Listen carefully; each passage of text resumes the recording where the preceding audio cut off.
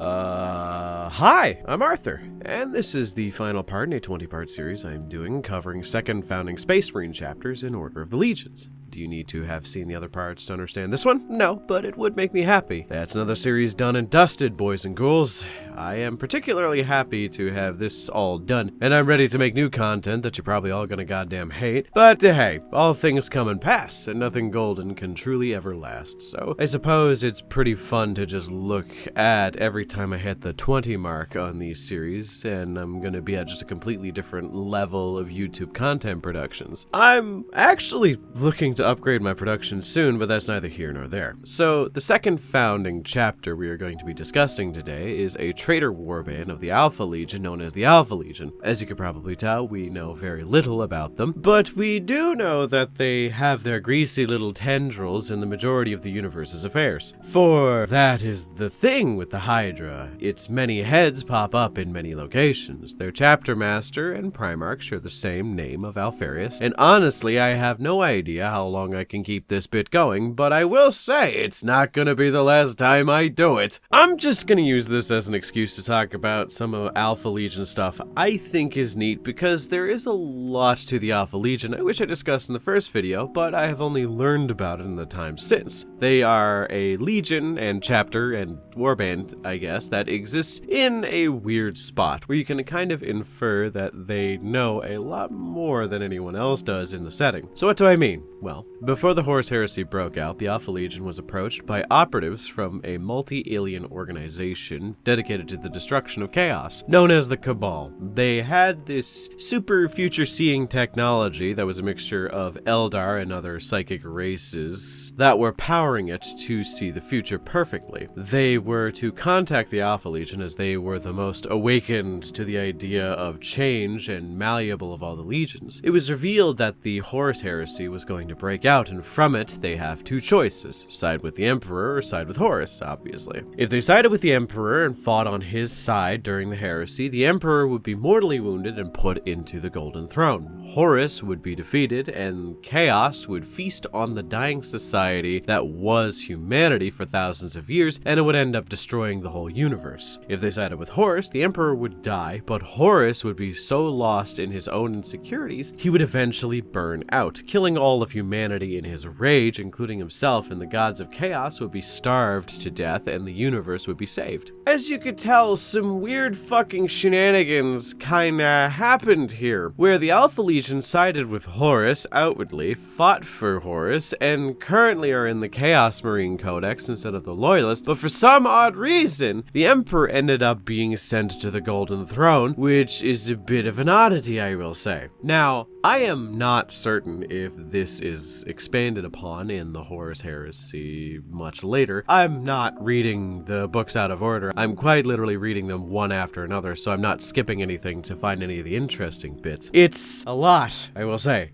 but if ever it gets expanded upon, don't worry, I have more Alpha Legion content in mind. So, what does this imply? It implies several things, some of which could be considered not true, but some of which could be considered possibly true. So, for one, the Alpha Legion are not nearly as perfect at the whole espionage thing as you'd think.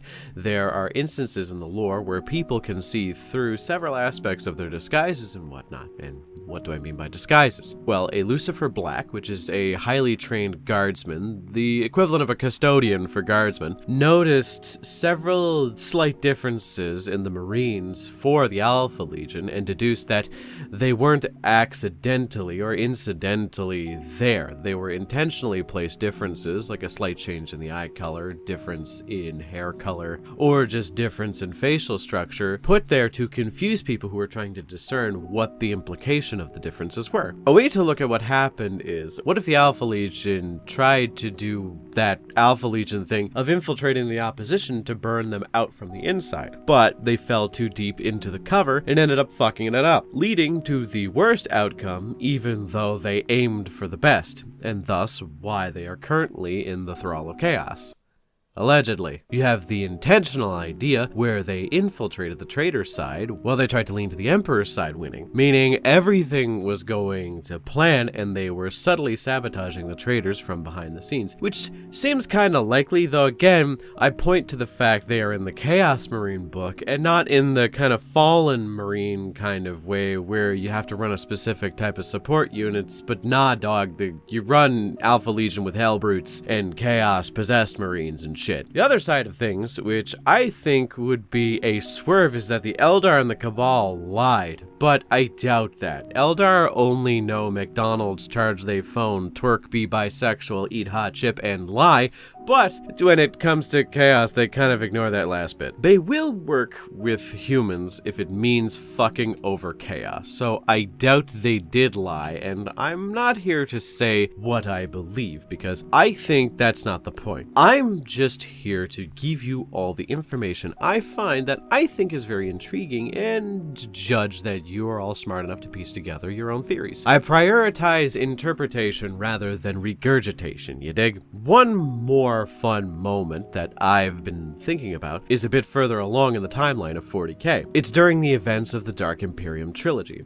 There is this character that I shit you not, your opinion is going to go back and forth about a lot if you read it. He is the militant apostolic Matthew. He is a pious man who was chosen by Gilliman to represent the best example of faith in the imperial cult. Basically just being a kind person to the people around you. Love the sinner, not the sin type beat. He bounces back and forth between being annoying, being close to getting his head fucking ripped off by Gilliman, and also being close to being the most important character in the book series. So I'll tell you what he does and why that matters to the narrative I'm pushing, but basically towards the end of Godblight, the third book in the series, he leads a small holy war style army to go and aid Gilliman's war to retake the fragment of Nurgle's cauldron, blow it up, and save the planet of Iax as well as the greater Ultramar. To spoil something, but not spoil too much, he ends up being a living saint that ends up saving the day in the end of the book in a very grand way. But here's the bit I think about a lot in the first book, I believe, when you are introduced to Matthew and his proclivities. He was said to have been accompanied by a servo skull, that is the skull of his teacher and mentor.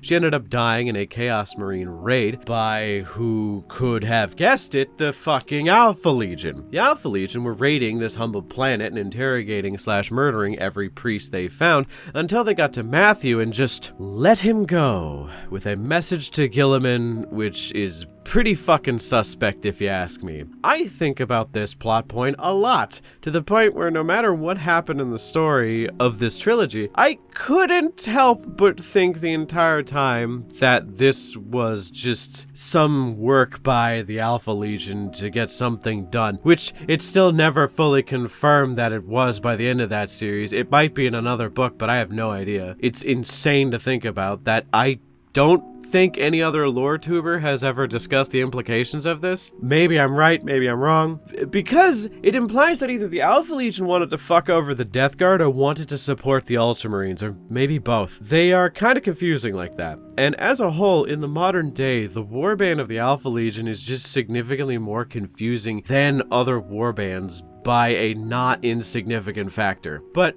I think it suits them well, and I kind of wish I can see more of this psyop garbage from time to time. Hell, it might not even be anything, and they are like the Alpha Legion from Dawn of War, where there isn't really any difference between them and any other Chaos warband, but I choose to believe that they were puppeting Matthew through all of these insane events because they all could probably see the future, maybe because of the Cabal, and maybe it was just a greater good situation where they could totally just see him accomplishing some major goal that, although not entirely obvious right now, it would lead to benefit the Alpha Legion in the end. It makes you wonder, right? Also, read the Dark Imperium trilogy, it's actually really good. That was the Alpha Legion, Successors of the Alpha Legion, and another 20-part series done and dusted. What do you guys think about the Alpha Legion, and what is your favorite chapter of Space Marines that I covered on this 20-part series? Let me know down below in the comments. Alongside that, I want to thank my channel members for supporting me in these dire times, and if you want to support me as well as gain access to additional content, then become a channel member today. Thanks again for watching, and until next time.